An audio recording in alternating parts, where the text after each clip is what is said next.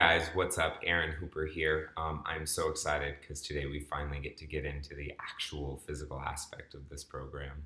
I want to touch on a few notes first. I hope you guys all went through the nutrition sections. There's going to be a lot of that content, and I apologize. There's just so much information. Take from it what you need and leave the rest of it. And as for these workouts, these are not freestanding month to month. Unfortunately, without having hands-on contact with most of you, I can't design a program that's specifically for you every single day, which is not necessarily a bad thing. But do note that when the next month comes and you have new workouts available, that doesn't mean that these workouts just go away. You can always reference back to things. And as we build knowledge, if you join 6 months from now, as we build knowledge, I'm going to not touch on things so much. I won't touch on simple technique of certain things. So always feel free to reference back to these old videos whenever you need to, or whenever you need a refresher. So no matter what program we're doing, we are always going to start with a warm-up. I'm going to leave them freestanding from the actual workouts so that you can pick and choose what you like best, what feels best on your body. And with anything, if an exercise or something does not feel good to you, there is always a variation. Write it in the comments, send me an email. I will give you an answer as to what you need to change it to. But I'm going to give you, over the next few months, plenty of warm-ups to do. We're just going to start with a simple meat and potatoes one today. Warm-ups are essential. They're essential for muscular growth. They're essential for joint movement. They're essential for keeping you healthy in terms of not getting injured. Injury prevention is one of the keys to all training. In personal training, injury prevention is kind of the top tier things. Yeah, we want to lose weight. Yeah, we want to get toned. Yeah, we want to do all of that. But if you're doing all of that and then you turn 50 and you've overworked your muscles in really bad ways and you're not able to get out of bed, it doesn't matter. So injury prevention is super, super important. I want you to warm up every single time. Sorry, the light is fluctuating so crazily. In Los Angeles, we're having this really strange rain situation. So sorry, the light is fluctuating. Do your warm-ups. So today we're going to start up with quadruped breathing. We're going to go into knee rocking, followed by a bear crawl, a dead bug, standing hamstring reaches, and standing crawls. All of these will be done at 30 seconds. And 30 to 45 seconds is typical for foam rolling, myofascial release, or warm-up exercises. If you need to do more, do more. I'm just going to go through all of these quickly. We're going to start with that quadruped breathing. So you'll start on your hands and knees. Knees are hips distance apart. Hands are right under the shoulders. Knees are right under the hips.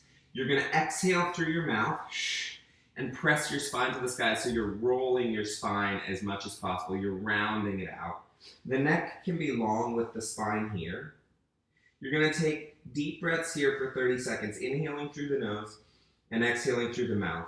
If this feels too easy and you want to take it up to the next level, take your knees off the ground about 2 inches, keeping the spine rounded as much as possible. Through all of these, you want that spine rounded through this quadruped breathing. You want that spine rounded and the belly button pulling in all the way to the spine so you have this slight curvature of the pelvis. Okay. Second thing is the knee rocking.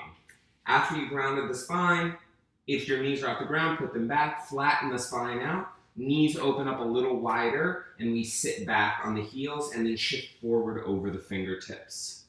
This, you'll notice, is the same position when we're standing as a squat.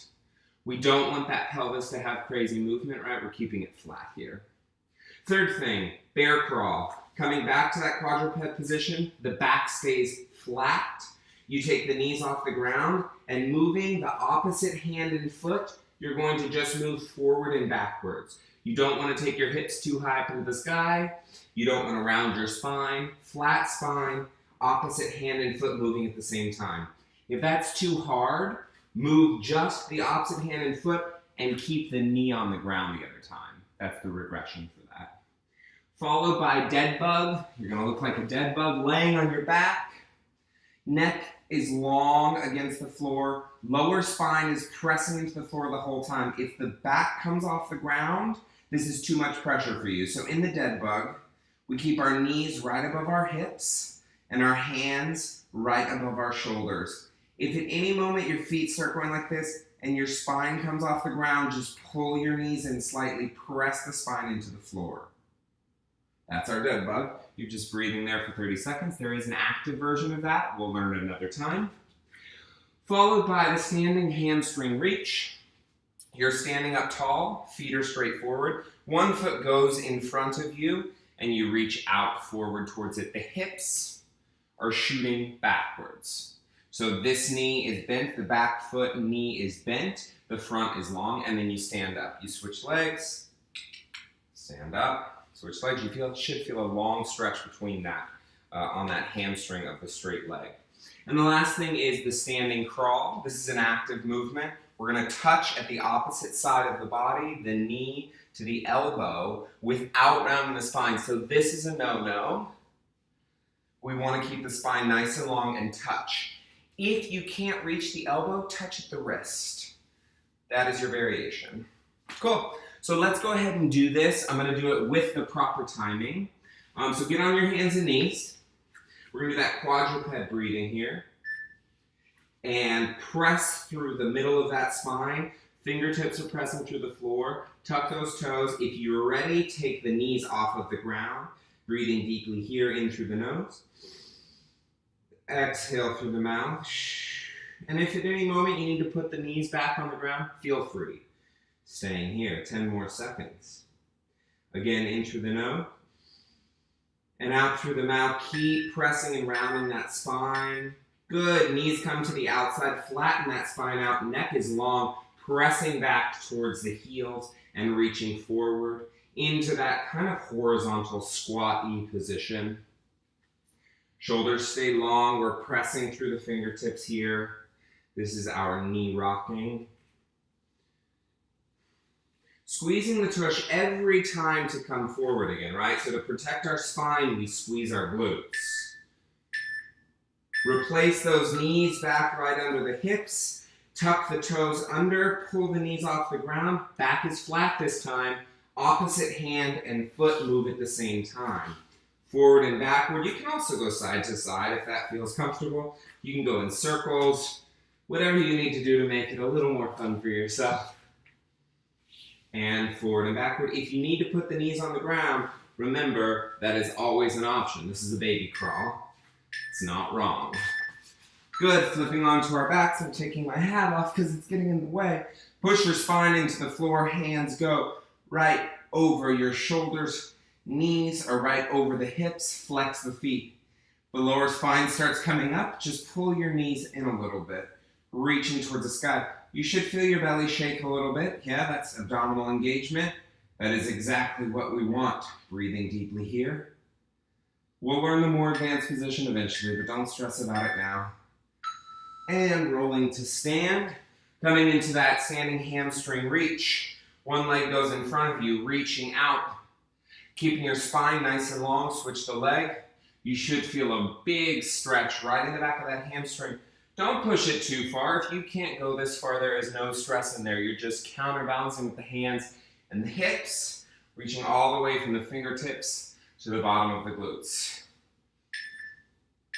And finishing this off with our standing crawl, hands to the outside. Touch the opposite knee without rounding the spine here. Opposite knee. If you need to touch the wrist, that's totally fine. Guys, movement across the body, across the transverse plane, is pivotal to how you live your entire life. Most of the things you do in your life uses this type of movement. So this is crucial in your warm-up. Keep that spine nice and long. And done. Guys, now we're ready to work out. Use this anytime you need a really simple warm-up. I will give you so many more in the future, but for now, use this, enjoy it, and we'll see you for the workout. Bye guys, thanks.